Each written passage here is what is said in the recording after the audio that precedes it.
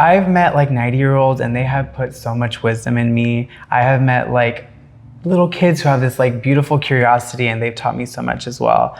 But you got to make them feel comfortable. And in order for them to be comfortable, you got to be comfortable with yourself, right? So I think be your best friend, continue to be your best friend, and make others feel like they have that space to be your best friend too, because that's when you learn so much about them, yourself, and everything else just falls after that. I love that. Right, bestie? I love that, bestie. Yes.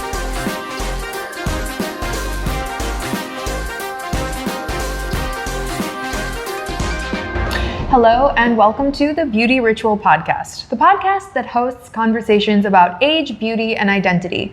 In a world where the pressure to conform rises every day, this is your dose of perfection correction. Today, my guest is Fabe Alexander, a teacher and an esthetician from my alma mater, Paul Mitchell, Sherman Oaks. That's right, the Valley. Whoop, whoop. Valley. Wait, that Valley. one? You went to that exact one? Yes. I thought I felt your aura there. Thank you. Did you? Yeah, we needed it. By the way, I didn't know that was your intro. Yeah? That was great. I like that. Thank you. Anyways, go ahead. Did it set the stage? Did it give us a container to live within? Yes. In my mind, I was like, whoa, okay. All right. Love it. I am the aesthetics instructor at your alma mater, which I'm just finding out right now. And I'm having a wonderful time doing it. I love stalking you on Instagram and looking at your highlight reels to see all the students in there. It totally makes my heart explode because I'm into that these days. A little heart, a little feeling. A lot of things seem to really kind of go in this direction of like, you have to look a certain way and put all this stuff on and like do all of these things, but it doesn't have heart in it. And this full circle moment of our mutual, Danny, like coming back and connecting with him about teaching and about licensing, it had so much heart in that conversation. And it reminded me of like why beauty is cool. It's because of the people and it's because of what we're trying to do, which is actually make people feel good. Mm-hmm. Danny's amazing and he leads with his heart. And I think that's something that I try to do every day as well. My students, we call them FPs, Paul Mitchell taught future professionals. They will never know how much I love them. They have made the biggest impact in my life. I have purpose every single day. I know they got stuff going on, so I want them to always look forward to what I create for them every single day. So the fact that I get to do that full time is such a blessing, honestly. All right, so full time. Yeah, thank goodness. We're gonna pause from full time because I love hearing people's origin stories, and I actually think people starting out in the industry like to hear origin stories. Literally everyone on the street likes to know why you got into beauty. I found out. Mm-hmm. It's an interesting question. We don't ask our hairstylist, we don't ask our esthetician that question because we're so busy kind of getting into the service and busy getting into whatever we're treating or, whatever look we're creating. So what is your genesis? How did you get into this? As cliche as it sounds, like it all started in a small little town. I just came out, but it was a tiny little farm town. There's like maybe a few salons, definitely no spas, definitely no estheticians in sight. So I actually had to travel out 30 minutes to go to the nearest college, nearest beauty school. I started off as a nursing major and I thought, let me get a little part-time job at the mall, and Sephora was hiring and I thought, let me get a little part-time job as a cashier. I'll get a little discount from my mom and just have some fun with the girls. I love the girls, I love the dolls. So that's exactly what I did. I got a little part-time job as I was going to school to become a nurse. And as you know very well, the beauty industry it's a vortex. It sucks you in, but in all the best ways. I was with Sephora for like 6 years and I never looked back. Nursing is on ice and I'm taking care of people in a different way. There were so many salon owners that were reaching out to me like, you do great work, you're an amazing makeup artist, because I developed as an amazing makeup artist at Sephora. They totally grew me into that. I had no idea that I would be doing makeup ever, and that is what got me into all of this to begin with.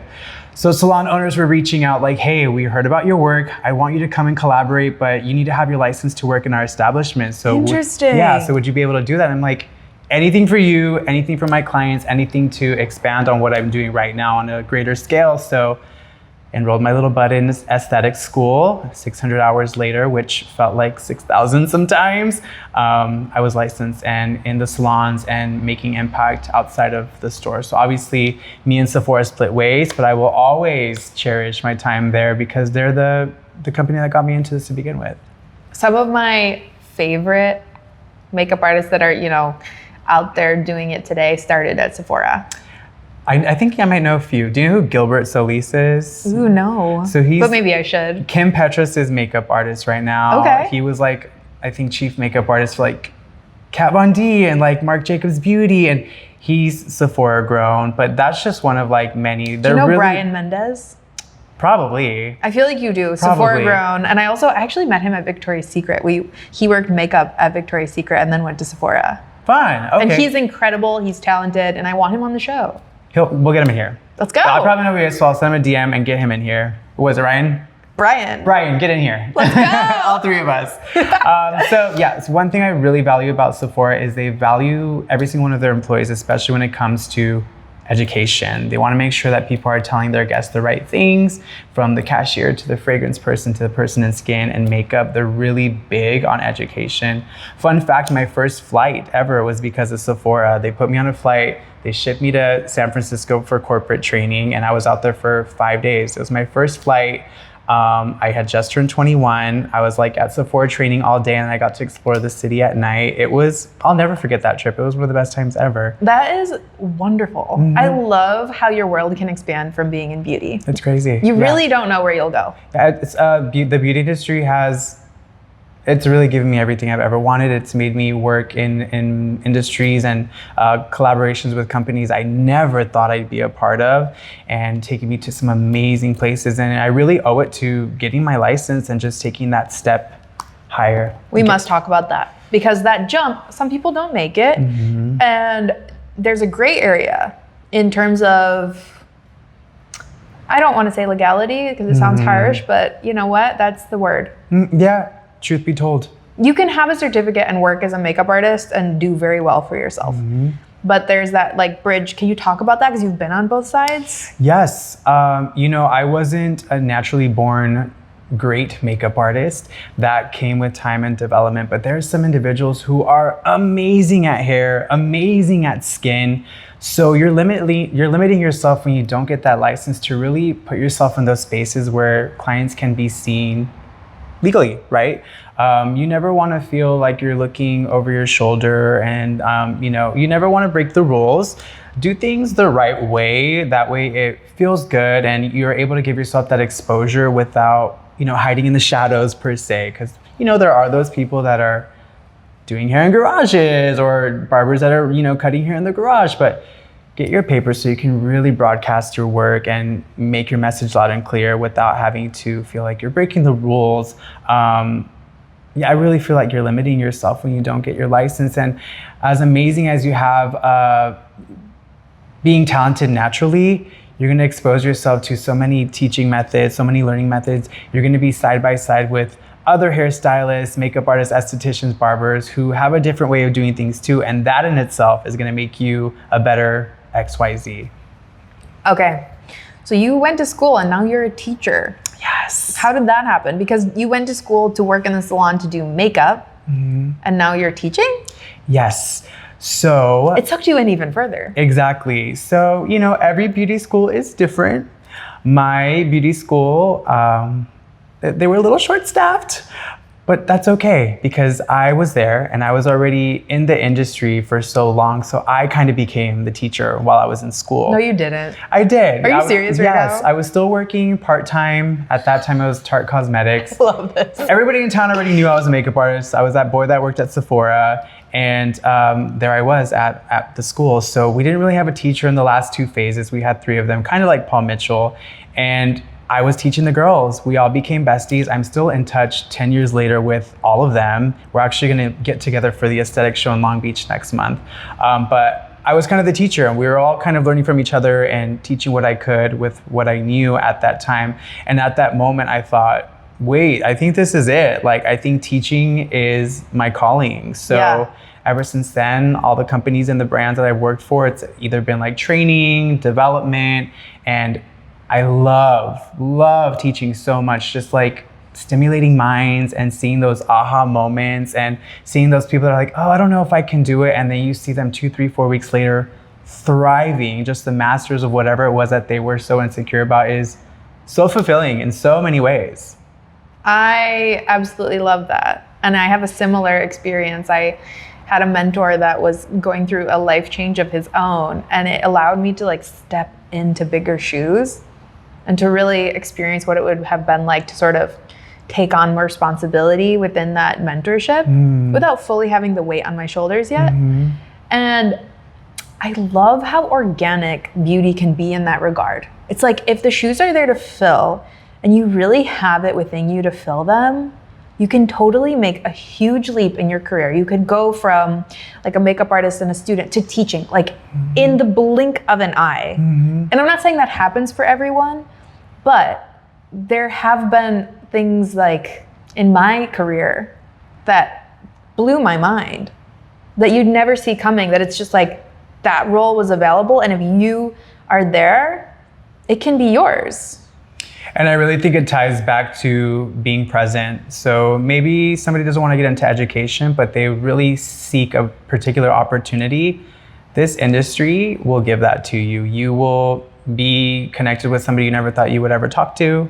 And you will land into opportunities that you could only dream of. It really happens overnight. And not only in LA, like this is such a virtual world now that you can make those connections online. Your work sometimes speaks for itself as well. So this industry, I found that like opportunities like that can just land on your lap sometimes. So you really have to be present and you really just got to go for it. Don't even think about it, just jump in and do it. The worst that can happen is, like my mom always says, it's either a blessing or a lesson. So it's one or the other when it comes to the outcome. So really just go for it. You're going to be scared, you're going to be nervous as you will with anything, but the opportunity was presented for a reason. So just go, just watch what happens, see what happens. Totally. I found that there's certain parts of the industry. My whole career started in Beverly Hills. This is my first time in West Hollywood in this gorgeous salon. But I have found that a lot of times how you look and how you present yourself is very much judged by like the salon environment and by yourself a lot of times. And I think that was kind of a surprise when I got into beauty of how critical I felt I was on myself, even before others. But then there was that added layer of like also kind of being critiqued by those around you because this is a very image-based job. And I think everyone's had their own journey with that and learning to be like more gentle with themselves. But can you tell me a little bit about yours? I think it's really about showing up in the way that feels best for you. Because it affects your personal life. 100%. I'm always going to refer back to my mom all the time because she's the best person in the entire world. She's so professional. She's such a lady. She has so much patience. One thing she always installed in me is look good, If you don't have control of whatever else, one thing you do have control of is how you feel and what you can do to make yourself feel better. And for her, it was throwing on a little lipstick, throwing on some high heels, stepping out and working and being a lady. So I always did the same. I never felt like we went without, but we didn't grow up with a lot. But one thing that she told me is like, you don't have to have a lot of money to look put together, look polished. So for me, it's really about showing up, and even on the days where I'm not feeling my best, maybe even fake it a little bit. I always refer back to that Rihanna interview where the interviewer was like, what do you do on the days that you don't feel so confident? She's like, fake it, pretend. Yeah. So for me, it's like throwing on my little fit, putting on a little lip gloss, and just, for me, that makes me feel good. And it's authentic too. I'm not like putting on a mask. I'm not, dressing up in a way that I don't want to. I'm dressing up in a way that feels good for me. Yeah. And it really begins when you are your authentic self and you put on what feels good for you and makes you feel your best, because you don't even have to say anything and people feel it instantly. Like, who is this person? They are just showing up. He looks like he's in a great place, and maybe I may not be, but one thing I do have control of is what I have control of, and whether it's putting on a nice little outfit for the day or whatever it may be. The journey to that authentic self, I think comes with time and comes with age, but there's this really strange relationship that you develop, at least in hair. There's differences in hair and skin, and I love both cultures because I love all beauty culture. I could eat it up all over, if it's skin, if it's hair, if it's nails. But with hair specifically, you're in front of a mirror 8 hours a day. So you have to come to terms with like that voice, right? And a lot of times you're not constantly staring at yourself in the mirror because it's kind of a party. You're kind of having fun, and you're also formulating, you're doing science, you're, really focused on your work, sculpting out whatever it is you're doing. I feel like there isn't as much of, in skin, you're not in front of a mirror as much. You're right. Yeah, you're right. We have the luxury of like hiding away in the shadows of the gloomy, chill spa sometimes. But again, the aesthetic world, gosh, we've come such a long way. Like way back when you thought of an esthetician, you thought of like either like some hippie mixing up little concoctions in her little apothecary, or like this like witchcraft. Right, exactly. Or this like med spa, like scrub type of clinical. But like now estheticians, we come in every form now. We look like hairstylists. It's whatever you want it to be, just because skin is thriving right now. Skin is thriving. Yeah, it really is. People are giving an F about their skin. They're trying more. They know more about skincare than ever. I'm like, how did you know how to say that? Like, are you an esthetician? So I've noticed over the years that, my classes were smaller, the ones that I was in, and now enrollment is big. I had a class over 20 plus, which is really big for that department. That's huge. Yeah, so it's thriving. So people are coming in for different reasons: to become lash artists, to become waxers, to become makeup artists and work in spaces, or to do skincare. So it's really nice to see that melting pot and being able to educate all of them in a way that impacts all of them is been really nice for me in all the right ways, because it's been challenging me in a way like, how can I speak to this person that's here for this and that person that's here for that, but still give them that like A+ education that they deserve. It's been really nice to be kept on my toes. I get bored really easily. I'm an Aquarius. I have a tattoo. Oh, I can feel that about you. Just to let you guys know. You love a challenge. I do. You love energy. Yeah, and I get bored with routine and the same thing over and over.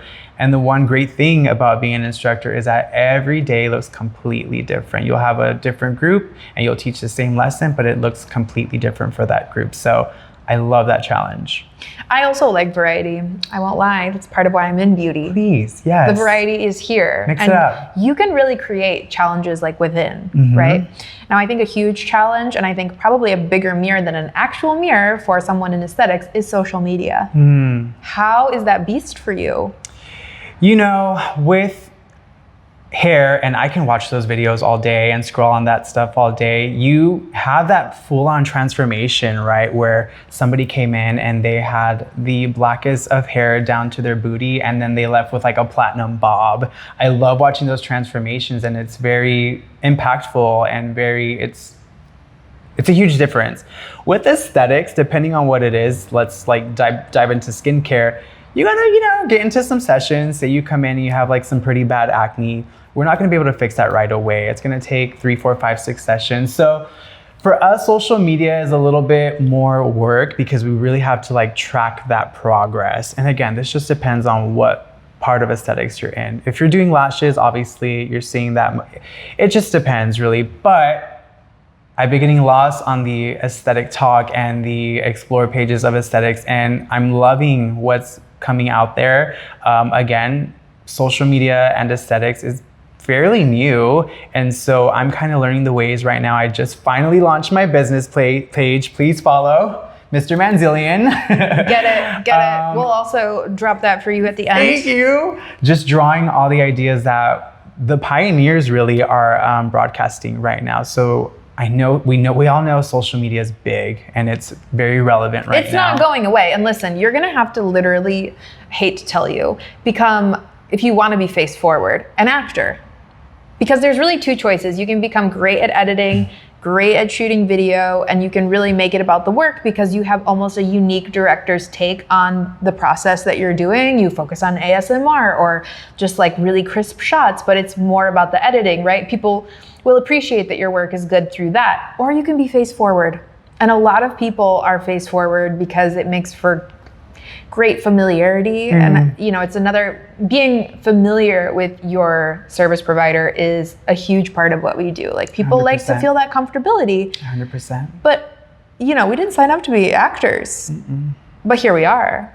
Or a character, right? And some people are just, I think I'm a character. Like, Right. we're gonna have a good time.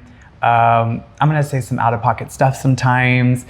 You're gonna remember how I made you feel. You're gonna completely forget that we're getting a facial, and you're just gonna broadcast everything, and it just happens right away. There's just something about that space where people just pour it all out. I'm like, babe, I don't even know your favorite color yet, and you're already telling me all of this stuff. Okay, and you kind of just go with it. But I think you can kind of, you know, it's kind of with hairstylists as well, right? You become the therapist.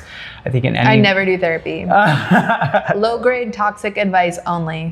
Got it. Only the best. Only the best. So you either got it or you don't, you know? And I think for me, I like to create a fun environment. I like to kiki. I like to make you feel like you're my bestie, because really I'm spending more time with you than I am my own bestie. So I'm gonna make you feel like that. So thankfully, I feel like I'm a character, and I just, whatever comes out, hopefully I get lucky and it hits, and if not, well then, on to the next. So it's just luck of the draw. Social media in general, I feel like it is.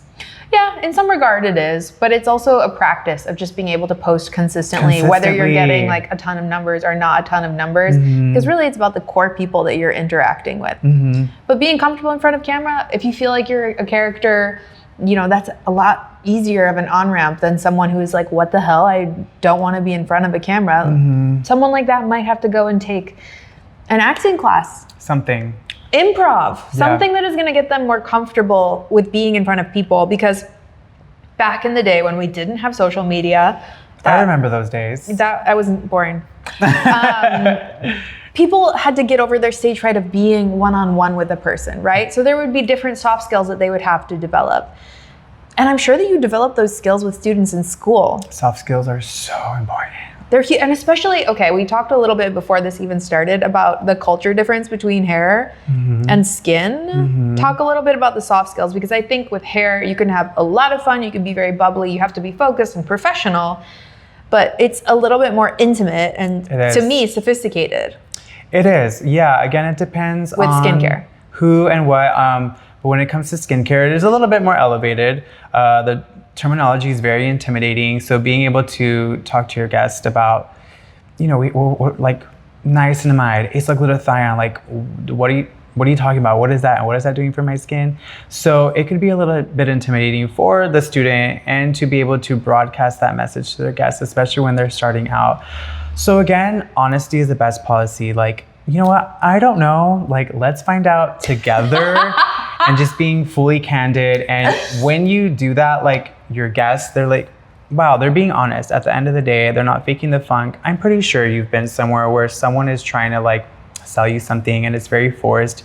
You know, they're BSing you. You're like, I'm not gonna buy anything from you, babe. But you're gonna hear them out anyways, because sometimes it's entertaining. Like, so this is your spiel, got it. Right. But honestly, I think honesty is the best policy. You know, skincare has some of the most intense terminology, almost neck and neck with like medical. I think we're neighbors.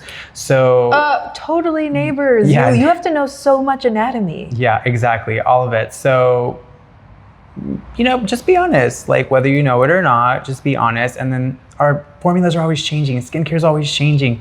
The minute we think we have it figured out, this new machine comes out. This new skincare line comes out. So really stay on top of your game, so that when you speak on it, you can say it with your chest. You know what I mean? All right, brand loyalty, because I feel like that is really hard to do in skincare. It's so saturated. There's always something new. I tend to be pretty loyal to like skin brands that I think put artists first. I really feel like it's a complete green flag when a company is putting hairstylists, makeup artists, estheticians, and doctors at the forefront of their brand. But what has you choose and remain loyal to a brand? Man, to be quite honest, what's the word? I'm very skincare promiscuous. Like I'm not. He's Love Island, y'all. He is not committed. He's not closed. He's open. He's open. I'm not really tied to one brand. I'm not really tied. Like I think of like when you go to 21 and plus question, but think of when you go to a bar and you order like your favorite like cocktail. It's different brands that are being mixed into creating this yummy little craft drink. Mine is a spicy mezcal margarita. If we're all asking here. Okay, But noted. it's different brands, different flavors, and we're mixing them all up, right? So I like to think of skincare in that sense as well. I use about 5 to 10 different brands on my face every night. I'm not using one brand. I'm using a cocktail of different ones. So you're ingredient focused. I am. So you understand and the blend. results, 100%. Yeah. So what has worked for me, what has worked for my clients, I love getting feedback. The 2 F's that I think are the most important in the aesthetics industry is follow-up and feedback. Always ask your guests, how's my pressure? How are your results? Are you happy with what I did today? And follow up with them later. How are you feeling now? How are the results now? Otherwise, you're just kind of shooting, I don't know the saying, but like Shooting in the dark. Shooting in the dark. There it is. So it's like, how would you ever know if you're just like doing your thing? All right, see you in 4 to 6 weeks. No, hit them up the next day. Like, how's your skin today? How's your skin now? What did you like about your service? What can I do more of? What can I do less of? I want to be the best esthetician for you that I can be, but without your feedback, I'm not going to change what I'm doing. And if you're not evolving, then why are you in the industry? You know what I mean? We got to keep going this way. Well, there's also something highlighted here about results. And I think that a lot of people now are at this place where, once again, saturated market, they're jumping straight to results. And a lot of times that's a med spa. And I don't know how that makes the aesthetics and skincare world feel, because you don't normally think of the salon as a place that is connected to plastic surgery or to injections. But people call the salon plastic surgery jail because they're sitting there looking at their face, critiquing it, and wanting to get all of these different results. And I've had people say that jokingly, but honestly, there's some real sentiment to that. And there's also this, I really do think it's a disenchantment with skincare when people see others getting services that result like with those faster overnight results. When you talk about social media and you do 6 sessions, you're not really gonna see that 1-2 the way that you would with Botox or microneedling or filler. So can you talk a little bit about, especially as a teacher, you're also dealing with people that are, future professionals. They're kind of facing this like huge world, this huge saturated world of beauty. How do you create confidence within that? And how does it even relate to you as a professional? Personal testimony. So my skin journey, my client's skin journey, sharing those results and letting them know that it has come with time. I always say, when it comes to aesthetic results, it's not a light switch, it's a dance. So it takes steps to get there. But once you get there, like, it is the best feeling as an esthetician to transform somebody's skin who had very severe acne to having the best skin of their life. It is the best feeling to be able to remove hyperpigmentation from somebody who has struggled with that their entire life. And once you have those people that you do that for, they are gonna scream from the mountaintops like, that's my esthetician right there. They're the ones who did it. And I think that's the most fulfilling part of this, and that's what speaks on results. And we have TikTok University and we have these before and after, but even when it comes to those before and afters, like, those procedures were done and they took those pictures weeks, months later. You know what I mean? It's not like they did the thing and it was that same day. If you go see a plastic surgeon, if you go see a medical registered nurse for whatever those procedures are, those results aren't that same day either. Like, there's a whole healing journey that goes behind that. So I mean, if I had the bag, I would totally be up in that office myself. But right now, we're gonna work with what I got. You're stunning. You're so sweet, thank you. All skincare, I'm 35, I'm proud of it.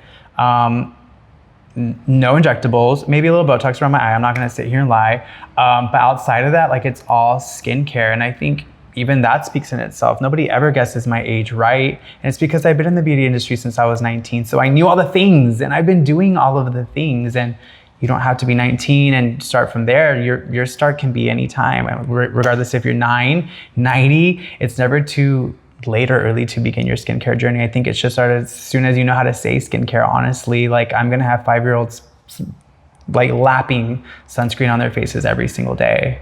I love what you're highlighting here is, first of all, that everything is within the construct of time. So when you are lost in that TikTok hole and you're seeing this instant thing, you have to understand that that's movie magic. Everything is in the context of time. So that's number one. But the other part that I'm hearing, and I really like it even as a reminder to myself, is that there is, as much as it's like this buddy-buddy system between aesthetics and plastics, there's still a bridge between those two. So there is a bit of separation.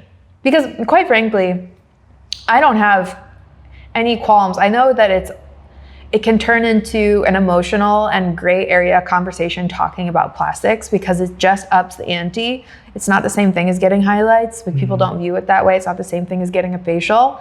Although I really do think we can come to it with a certain neutrality, because I personally don't get super excited about even, you know, famous people in the news getting something done and everyone's buzzing about it. If it makes them feel good, that's really kind of what my training has left me with. I want people to feel good. Great. If you're a nice person, did I like you as much before as I did after? Right. That's all that really matters, is like your soul intact. That's great. But understanding that there's like a little bit of a separation, as much as it's all going and merging on social media, it's not the same. It's not the same. But I will also add this. Whenever a plastic surgeon or a registered nurse does a procedure, say it's like a full-on facelift or something that's pretty invasive, guess who they're calling? They're calling us. Yes. They're calling us like, hey, thank you. We did all this. It's gonna be pretty bruisey. It's gonna be pretty puffy. It's gonna be pretty swollen. Can you like fix this? And it's like, yes, of course. So we're gonna do some lymphatic drainage. We're gonna do some healing stuff. We're gonna use ingredients that repair the skin and bring its barrier back. So we're doing all the after work for them. We're like the little soldiers behind, the little worker bees behind the scenes that are fixing the work that they kind of set the foundation, obviously. They did all those things, but they're calling us to get those results, because that healing process needs to happen in order for them to step out and do their thing. That is major behind the scenes tea, because a lot of people see the quick fix and they think, why would I waste my money on skincare when I can just go get the facelift? And it's like, no. What you're missing is that all of them, as much as they can be separate sects of the industry, are married just a little bit to each other, and they really can't be separated fully. Can't do it without us. No. So there's really, what you're highlighting too, is that there's not really competition here. No. It's teamwork. Yeah, it is. Always. All of us, hairstylists, all of us. Yeah. So don't get caught up in the BS there. Don't get caught up in the fear that one is taking over the other. We all work together. A sisterhood. Yes. I love that, because even for myself, I get a lot of ideas and inspiration for the podcast from social media of like, what do I want to talk about? What are people buzzing about? And how is it like relevant? I get totally caught up in the movie magic of what they're portraying, because it seems a lot of the time like we are fighting each other to do our work. And it's not true. But like, looking from the outside, the redundancy, right? Like, everyone's kind of doing the same thing. And what catches my eye is when somebody is doing something completely different. At the time, it may be cringe, out of pocket, but I'm like, this is podcast? Cool. Yes, exactly. But that's what I live for. That's where I stay tuned. Like, what is it, like the 20 second span? Yeah. Within those 15 seconds, I'm able to tell, like, this is different. I'm gonna sit here and like stay tuned and watch a little bit more of this. It's hard to do in this industry that is so repetitive. Yeah, it is. So that's, again, just control what you can, bring your authentic self, whatever that is, because there's somebody out there who is just like you, or speaks to someone like you, or, they retain information more from somebody who speaks to them in the way that you may. Not you, but you know what I mean. Absolutely. Yeah. I asked this question on another interview, and I'm going to ask it again. You're going to be the second person I've asked this. Okay. Usually what I ask at the end of a podcast is, what would you go back and tell yourself that was first starting out in this industry? But what I'm totally leaning into with you is, If you could fast forward yourself 10, 15, 20 years, what would you tell yourself from this point? Man. If you could send a message. You know, keep being your best friend and make everybody that you impact your best friend too. That is somebody's brother, sister, mother, grandmother, and just be everybody's bestie. Honestly, you have no idea what people are going through, and everybody has their own story, and you can learn from absolutely everybody. So if you don't give them that space to just like open up, I've met like 90-year-olds and they have put so much wisdom in me. I have met like little kids who have this like beautiful curiosity, and they've taught me so much as well. But you got to make them feel comfortable. And in order for them to be comfortable, you got to be comfortable with yourself, right? So I think be your best friend, continue to be your best friend, and make others feel like they have that space to be your best friend too, because that's when you learn so much about them, yourself, and everything else just falls after that. I love that. Right, bestie? I love that, bestie. Yes. But being your own best friend, there's no better feeling in this world. There is no partner. There is no friend group. There is no fame or fortune that can take the place of when you feel great with you. It just permeates your entire life, and the absolute pleasure. It's really nice. It's really nice. Is incredible. Yeah. It takes a while to get there for some people, but it's a very precious process. So take your time if you need to. But once you get there and you can have lunch by yourself, you can go on that walk by yourself. I love my alone time because I'm with people all the time. I'm teaching, I'm working on clients, I'm on set. So when I'm alone, like my car is probably the only time sometimes where I'm just completely by myself. That's my recharge. That's when I plug in and just completely recharge so I can be at 100% for everybody else that I see after that. So give yourself that time to just like sit with your own thoughts, do your own thing, go to Erewhon by yourself, go to Runyon by yourself, and it just really fills the soul. And you don't have to be lonely or alone to do that. Give yourself that time. Everybody needs a little me time, you know what I mean? So whether you're super busy in the hustle and bustle, take 15 minutes, 20 minutes a day to just give yourself that recharge and think about what went on that day and how you can do it differently if it didn't serve you, or do it again better if it did. Wisdom, okay? That is a lot of wisdom. You don't even know actually how deep that is. I feel like it took me until I was, 10 years into my career. 30 years old. What? Not 30. That's a yummy number. 30 is a very yummy number. Yeah. Did you wake up on your 30th birthday and thought, whoa, am I like a different, like Freaky Friday? Like I'm in a different body, like a completely different lens, or was that just me? I feel like that set in when I was 32. Okay, but I mean, she was marinating. I'm just kidding. It's like that scene that, what is her name? Jennifer, is it Jen? Where she's like, I'm 29. When were you 29? Gosh. A year ago. No hard feelings. Yes. That movie, I love that. So how old are you right now? Yeah. She's like, I'm 32. I love that movie. I'm gonna watch it tonight again. Okay, but the last question I always leave with is, what does beauty mean to you? It's a feeling. It's not something that you see, that you can feel. It's something that you can touch. It's something that you feel from inside. And whether it takes getting that bombshell blowout or that glass skin to get there, that is what beauty is to me. Something that you feel, not something that you can see. And sometimes you have to let people know. I think you're absolutely beautiful. Thank you. And I need you to know that. So remind people, beauty is not only a feeling that comes from within for yourself, but it's something that you can spread to others as well. So you can't sell it. And you also... I mean... Oh? I'm just kidding. You know what? Never mind. The price is... The price is right. My menu is right here. Here's the price. Right. But that feeling is where you should start. When you're going to get a service, when you're going to connect with any part of the beauty industry. I love asking that question because it's always this setting of the stage of that's where I start. When I engage with products, when I engage with services, when I engage in presenting myself to others, which is a beautiful practice and I love it. I love being a part of presentation. That's why I'm here in this career. But there is that starting point. of starting from inside.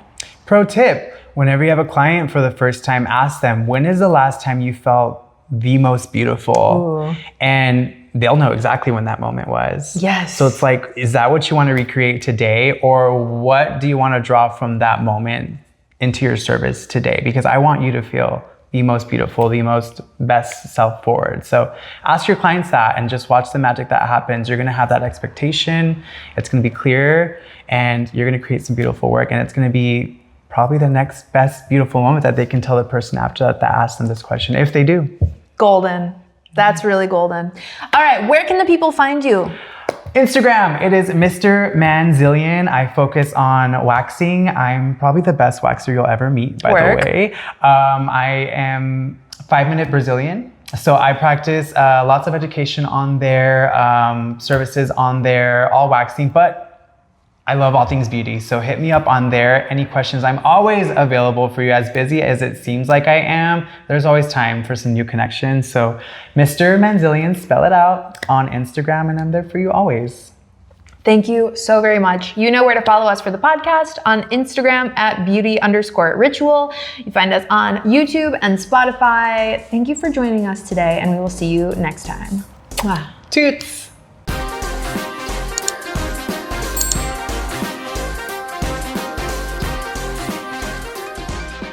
A beauty entertainment broadcast.